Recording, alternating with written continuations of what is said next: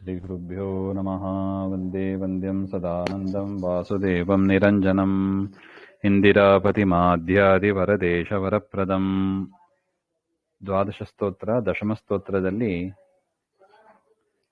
14ನೆಯ ಶ್ಲೋಕ.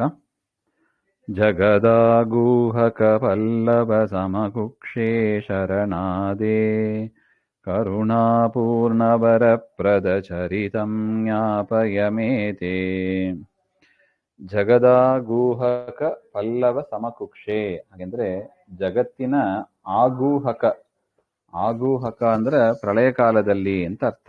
ಜಗದಾಗೂಹಕ ಆಚ್ಛಾದಕ, ಪ್ರಳಯ ಕಾಲೇ ಆಚ್ಛಾದಕ, ಪ್ರಳಯ ಕಾಲದಲ್ಲಿ ಆಚ್ಛಾದನೆ ಮಾಡತಕ್ಕ. ಆಗೂಹಕ ಅಂದ್ರೆ ಕವರ್ ಮಾಡೋದು ಅಂತ. ಯಾವಾಗ? ಪ್ರಳಯ ಕಾಲದಲ್ಲಿ. ಪ್ರಳಯ ಕಾಲದಲ್ಲಿ ಪರಮಾತ್ಮ ಎಲ್ಲವನ್ನು ತನ್ನ ಉದರದಲ್ಲಿ ಹಾಕಿ ಕವರ್ ಮಾಡಿಬಿಡ್ತಾನೆ. ಮಾಡಿ ಪಲ್ಲವ ಸಮಹ ಆಗಿದ್ರೂ ಕೂಡ ಪರಮಾತ್ಮನ ಹೊಟ್ಟೆ ಅದು ಮೃದುವಾಗಿ ಇರ್ತದೆ ಅಂತ. ಪಲ್ಲವ ಅಂದ್ರೆ ಅದೇ ಎಲೆ ಎಲೆ ಎಳೆ ಎಳೆ ಎಳೆ ಅಂತಾರೆ ನೋಡಿ. ಗಿಡದಲ್ಲಿ ಬಿಡುವಾಗ ತುಂಬಾ ಎಳೆಯದಾಗಿ ಇರುತ್ತದೆ, ಸಾಫ್ಟ್ ಆಗಿ ಇರುತ್ತದೆ. ಸ್ವಲ್ಪ ಕಲರು ಕೂಡ ಲೈಟ್ ಕಲರ್ ಇರ್ತದೆ, ಲೈಟ್ ಗ್ರೀನೇ ಇರ್ತದೆ. ಅದನ್ನ ಪಲ್ಲವ ಅಂತಾರೆ. ಅದಾದ ಮೇಲೆ ಅದು ಎಲೆಯಾಗೋದು ಸ್ವಲ್ಪ ದೊಡ್ಡ ಬೆಳೆದ ಮೇಲೆ. ಆ ತರ ಅದು ಮೃದುವಾಗಿ ಇರುತ್ತದೆ ನೋಡಿ. ಆ ತರ ಪರಮಾತ್ಮನ ಉದರವೂ ಅಷ್ಟೇ ಮೃದುವಾಗಿ ಇರುತ್ತದೆ. ಹಾಗೆ ಅಂತ ಇಡೀ ಪ್ರಳಯ ಕಾಲದಲ್ಲಿ ಇಡೀ ಜಗತ್ತು ಹೊಟ್ಟೆಯಲ್ಲಿ ಇದ್ರೂ ಕೂಡ ಮೃದುವಾದ ಉದರವನ್ನ ಉಳ್ಳ ಪರಮಾತ್ಮ ಶರಣಾದೆ, ಶರಣಾನಾಂ ಜಗದ್ರಕ್ಷಕಾಣಾಂ ಬ್ರಹ್ಮಾದೀನಾಂ ಆದೆ ಕಾರಣಭೂತೆ.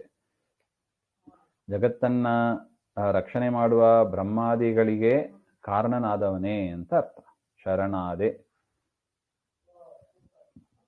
ಕರುಣಾಪೂರ್ಣನಾದವನೇ, ವರಗಳನ್ನು ಕೊಡತಕ್ಕವನೇ, ನಿಮ್ಮ ಚರಿತ್ರೆಯನ್ನು ನಮಗೆ ತಿಳಿಸಿ.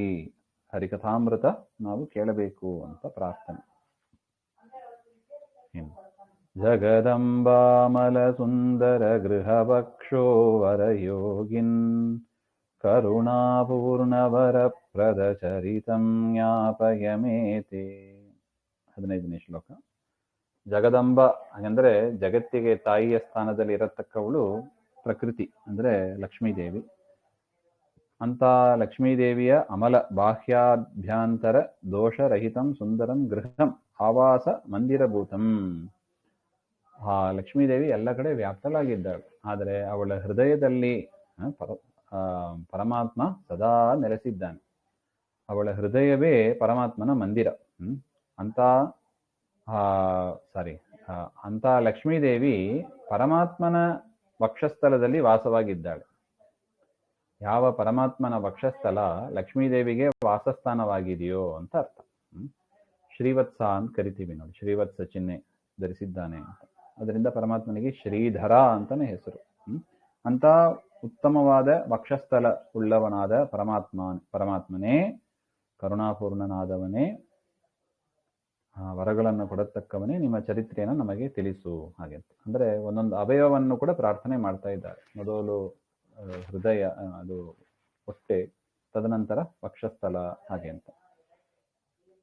ಇನ್ನು ಮುಂದೆ ಬಾಹುಗಳು, ಆ ತರ ಒಂದೊಂದು ಅವಯವಗಳನ್ನು ಕೂಡ ಪ್ರಾರ್ಥನೆ ಮಾಡ್ತಾ ಇದ್ದಾರೆ ಅಂತ ವಿಚಾರ. ಶ್ರೀಮಧ್ವಾಂತರ್ಗತ ಶ್ರೀಕೃಷ್ಣ ಅರ್ಪಣ. ಶ್ರೀ ಹರೇ ನಮಃ.